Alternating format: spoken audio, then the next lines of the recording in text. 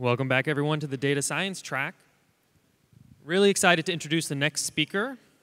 He works on my team at Databricks as a software engineer. Please welcome Hossein.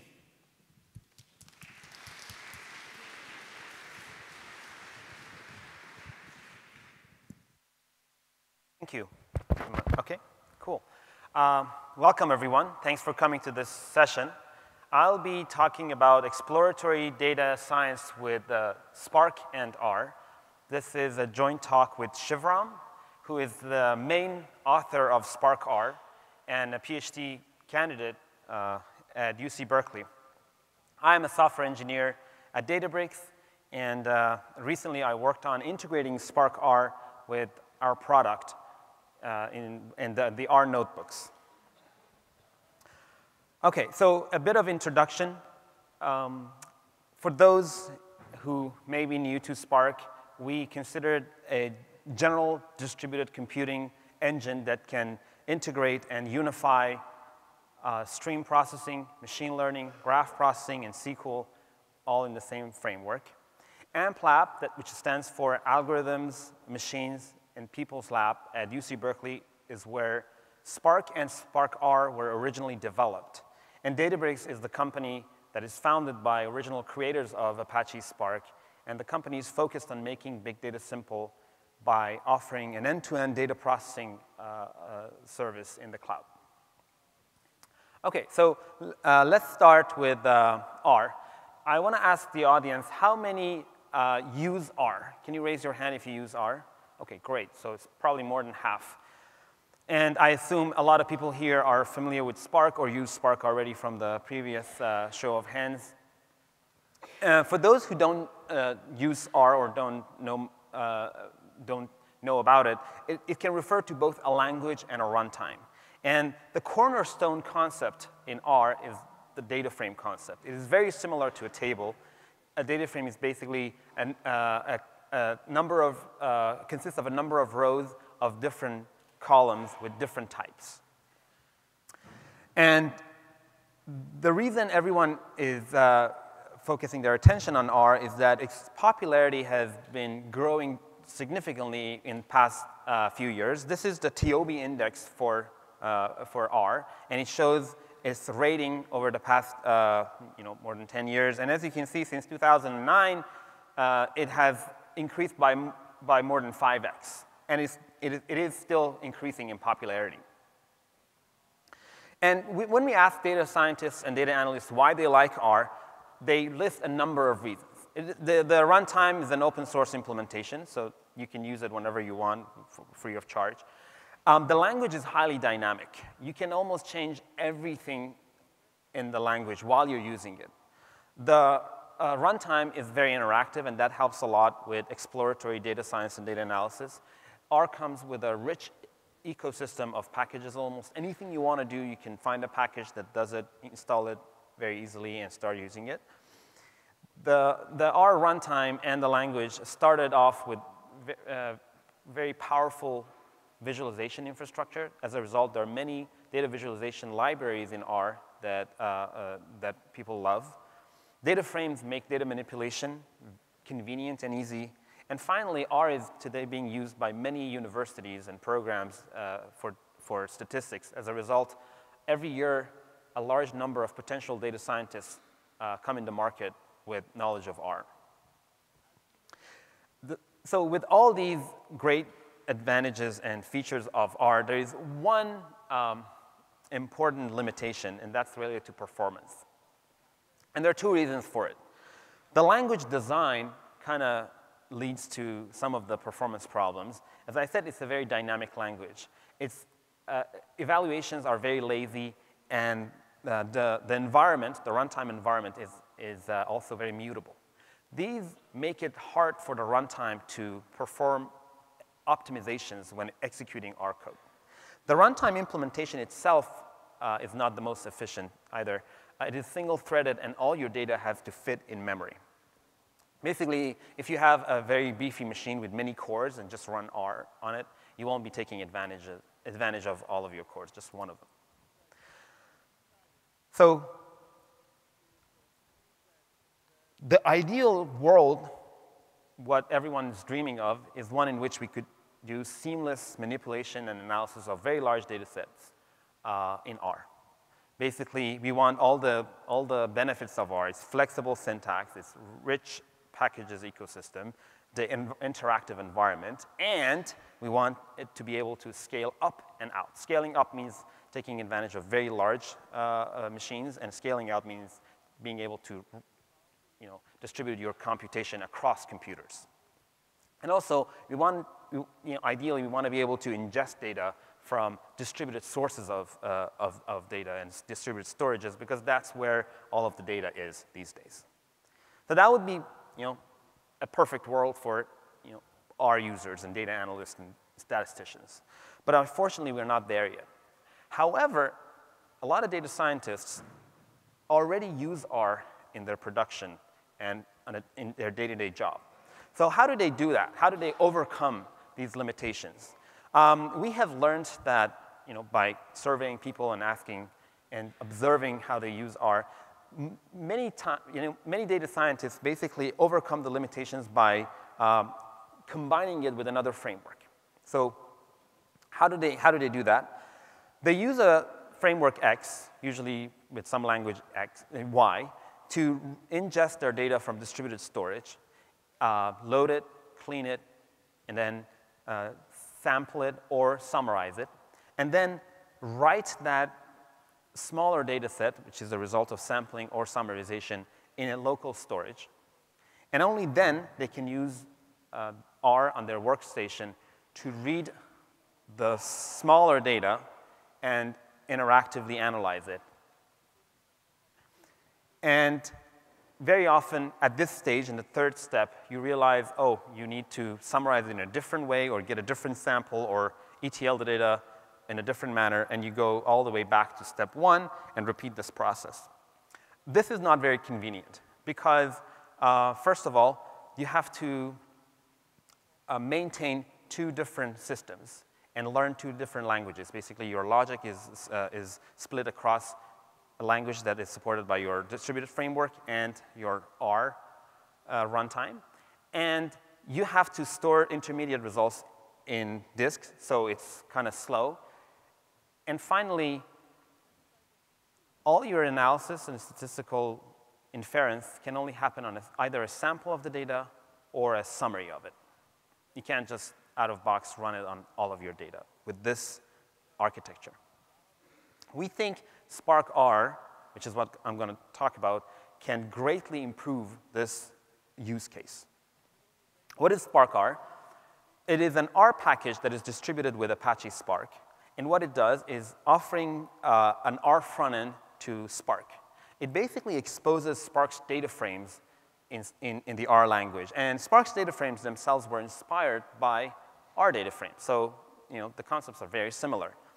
And Sparc R offers convenient ways of converting R and Spark data frames to each other. And with Sparc R, you basically get all the benefits of Spark, which is like distributed and robust processing, being able to ingest from different data sources and being able to use off-memory data structures, plus what we all love about R, the dynamic environment, interactivity, visualizations, and packages, and everything else. So how would Sparc R improve the workload that we just saw? Let's take a look at it. This is what many data scientists today do. With Sparc R, first, we get rid of this intermediate local storage. Data can directly go from distributed storage to the R process.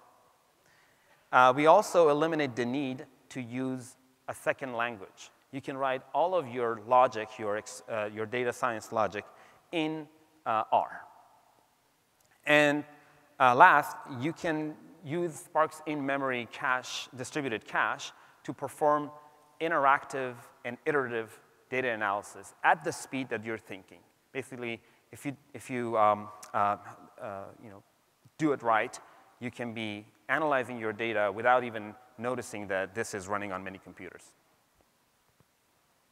So let's take a look at a simple, high-level program in Sparc R.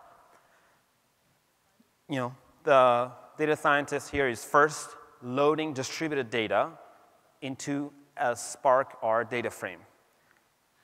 As you can see, the data is in JSON format. It's coming from HDFS, for example. Then, in R, he or she is performing some, aggregation or data manipulation, basically doing some counts. And then finally, collects that data and generates a plot. It's very concise. It's all in one program and one script.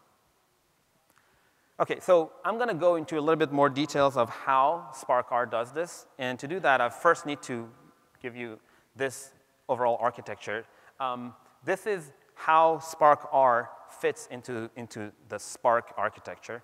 You have the Sparc driver machine and a number of worker machines. And there's a JVM process running on each one of these, where the Sparc application is running. Sparc R adds two components to this architecture. There is the R process that is running on the driver machine, and then there is a Java object inside the driver JVM called the R backend that translates method calls and data between the R process and rest of Sparc in the JVM. And all of Sparc's data sources will just work because you're basically running in Sparc. So let's keep that in mind. And this is a summarization, kind of categorization of the API offered by Sparc R. I'm not going to be able to talk about all of them in detail. Last night, there was an R meetup that I kind of went through most of these methods. The categories are like I/O methods, methods for caching, utility functions, and MLlib functionality, the data frame API, and notice this is Sparc data frame, not data.frame, and then SQL-related functions. I will talk briefly about the highlighted example methods. So let's first talk about moving data between R and JVM. If we consider the Sparc R architecture and only zoom into the driver machine, we have the JVM running inside the driver and the R process. When you call Sparc R.collect, basically, you can take a distributed Sparc data frame and bring it into your R process. So two things happen. First, Sparc will collect, and that's why the name is, hence where the name comes from, the data from all the workers into the driver JVM process. And then the R backend will perform, basically serialize that data, send it over a local socket to the R process, and then the Sparc R package in your local R process will deserialize that to native R types. And as a result, you get a local R.dataframe. The opposite of this is create data frame. You can give a local R data.frame to this function. It will send it over local socket to the R backend, and then the JVM in the driver will send that distributed across the workers, and you end up with a distributed Sparc data frame.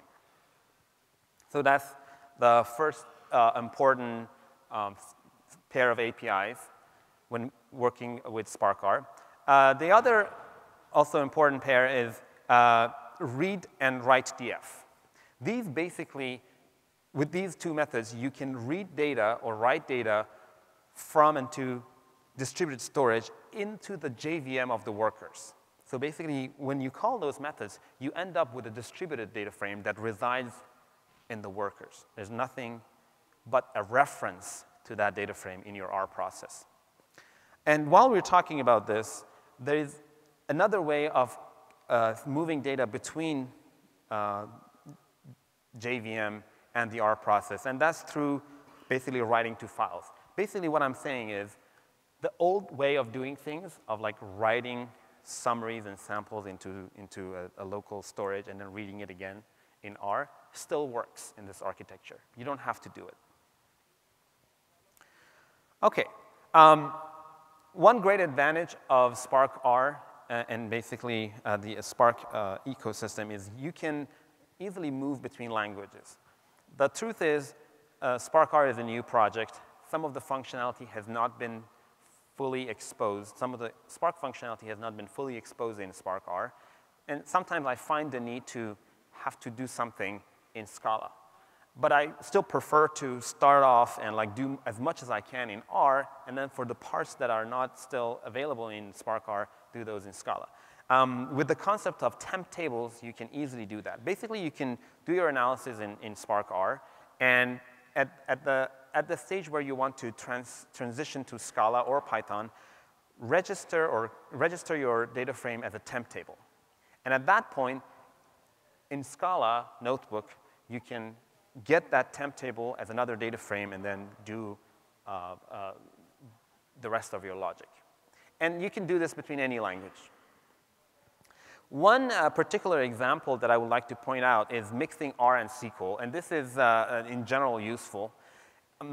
Very often, doing something is very convenient using the data frame API, but there are some cases where SQL is still more natural and convenient. Also, there are cases where you don't find the right function in the data frame API, and the best way of doing it is through SQL. You can always, as I said, take your data frame, register it as a temp table, and then perform SQL queries against that. Here you can see I'm giving a SQL query as a string to the SQL function, which will execute it on my table, and then return the result as a data frame. Okay, so with that, I'm going to give you a demo, but before that, let's give an overview of what the roadmap is. The number one task in Sparc R right now is exposing MLlib functionality, because people want to be able to do out-of-box machine learning inside Sparc R. GLM has already been exposed in Sparc R, and it has been done in a very R natural way. Basically, the same way you call the GLM in R through a formula, you can call the MLlib GLM and give it a formula. So that work is still going on, and the formula support is going to evolve and cover as much as possible. But other algorithms and functionality is also going to be exposed. So if you are a fan of a specific MLlib algorithm, I encourage you to go to Sparc's Jira, and if there is not a Jira for porting that algorithm to Sparc R, create one, or if there's already one, just vote for it, so the developers know which ones are more important to start off with. There is a work going on for supporting UDFs in R, and basically this allows distributing an R function to all the workers and running it on local R data frames. And finally, there's constantly an effort going on to complete the data frame API beyond what it is right now, so that they will eventually become exactly like the local R data frame API. So before I show the demo, this is an example use case we have seen many of our customers who use our R notebooks do. Usually these companies have a data engineering team or an operations team that is responsible for keeping the data pipeline up. And for some reasons, usually for legacy reasons and sometimes because of preference, they maintain that pipeline in Java, Scala, or Python. So basically the way the pipeline works, it fetches the logs from the runtime environment and then stores it, appends it to some directories in distributed storage. Usually they kind of shard it or they partition it by date or other important columns. And now the data scientists want to use the results of this pipeline in R. And what they do, usually, based on what we've seen, they start an R notebook or Sparc R, and then they call refresh table on the table that has already been registered in the Hive metastore against that distributed data. And at that point, the table knows all the recent files that have been added since the last time it was refreshed. It's just updating metadata information. And then they can convert the table to a Sparc R data frame and continue with their iterative analysis and exploration, and then publish the results or the findings through whatever means they have. And the demo I'm going to show you is somewhat similar, except that I'm not going to have the data pipeline, but I'll just read the data from distributed storage. Okay.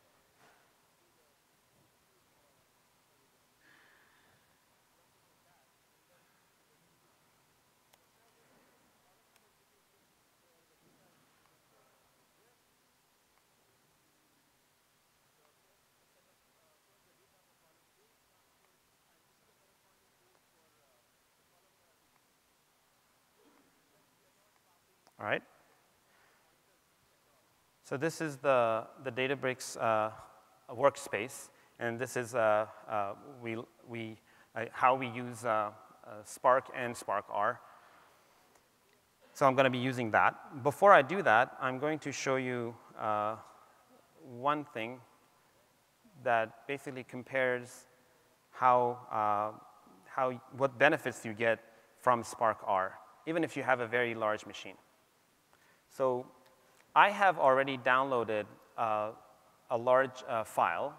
This is one partition of a distributed data set, which is the Wikipedia edits, and it's about 1.2 gigabytes. I'm going to start reading it in R, so read CSV.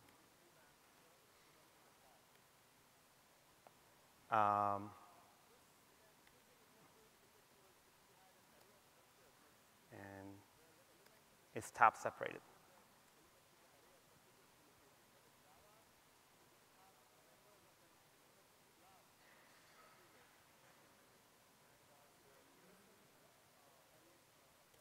Okay, so now it's trying to read a 1.2 gigabyte file. So we let this run. I expect this will take a while. And we go to our demo. And at the end, I'll get back to this to see how far it has gone. Okay, so I'm going to create an R notebook. Call it Wikipedia. And attach it to the cluster that I have. Let me zoom in a little bit.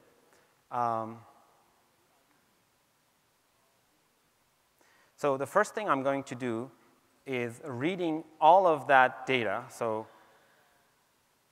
the file that I just showed you was one of the 10 files that consists this Wikipedia data set. And I'm using the Sparc CSV data source for that. Basically, I'm telling it that the data is tab separated, and I want you to use the header field for column names. And it basically just creates that data frame. Operations in Sparc R, just like Sparc, are lazy. So this actually doesn't do anything. It just creates references and tells Sparc how to read that data once it has to read it. Now I have this wiki variable that is a data frame. And notice that this is a Sparc data frame. It's not a R data.frame. And I can do what I'm used to. Basically, for example, I can call head on this. This is a function that we're all familiar from R data frames, and it gives me the first few rows. I can also do more natural data frame manipulations, like I can say wiki.date and assign a new value to it. So I can say wiki.modified. So I just basically want a column that is the actual R date object. And I can then cache this.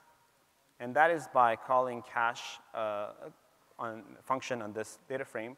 Again, this is lazy. All it does, it tells Sparc that the next time you have to materialize this data frame, keep it in memory and don't let it leave memory. So now if I perform an action on this data frame, it's going to be cached. So if I perform an action like counting the number of rows and the number of columns of my data frame, once that job is finished and I get the number, which is about 4 million, all my data is in memory. So from now on, I can interactively query my data set. So let's do a few simple exploratory things with our data frame. I'm going to install this McReader package and import it, and then use it to do some simple things. The first thing I'm interested to look at is the number of modifications over time. So I'm going to do this, and I get and at the last step, I'm collecting it. Those who are familiar with McReader know that this pipe operator basically replaces nested function calls. Now that I have the modifications data frame, I can use my favorite plotting library and visualize the results. And here it is. So this is basically the number of modifications that have been performed on each day. I'm not going to do more, but basically you can see you can just naturally do data frame manipulations, and then once you get your result, you can collect it and plot it or use your favorite local R package to do inference on it.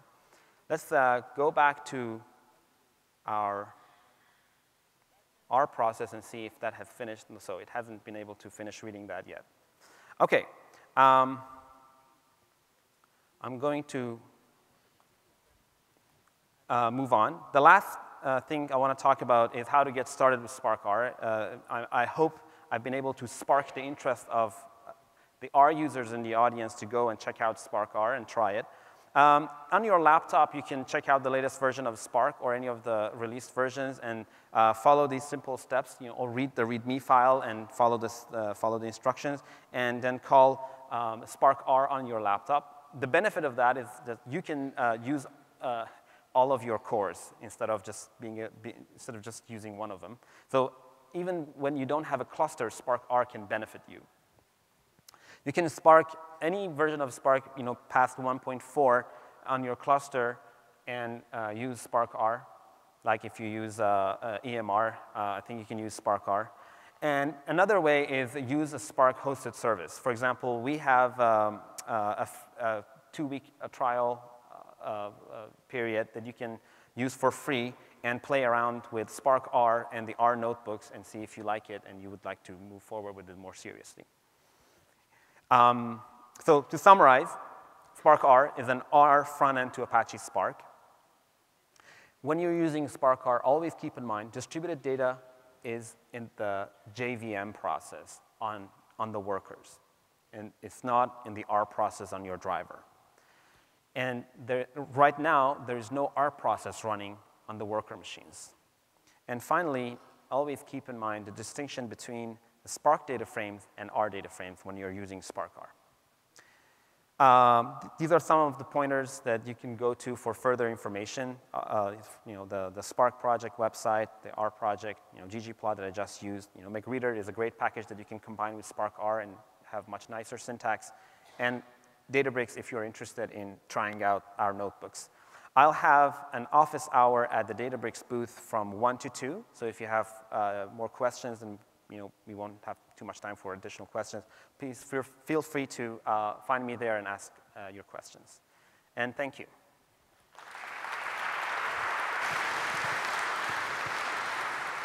We have a few minutes for questions.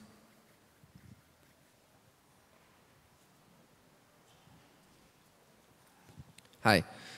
So you showed before the integration of R, and then you can convert back into Scala through registering as a SQL table. But is that only working if using the Databricks notebook, or in general, if, let's say, I just have the standard open source Scala as Sparc, and then how do I share the context? It works anywhere. All you need to do is just make sure your Scala code and your R code are using the same SQL context. Yeah, so that is the question. How do you generally can use different, I know, for example, if I open a notebook, whatever is Zeppelin or the Sparc notebook,